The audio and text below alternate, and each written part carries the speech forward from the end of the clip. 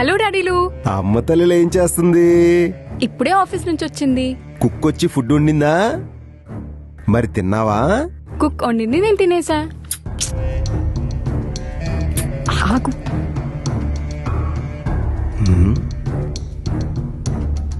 ఆ పుచ్చుకు పుచ్చుకు సౌండ్లేంటమ్మా? సౌండ్లా? ఏం లేదు డాడీ.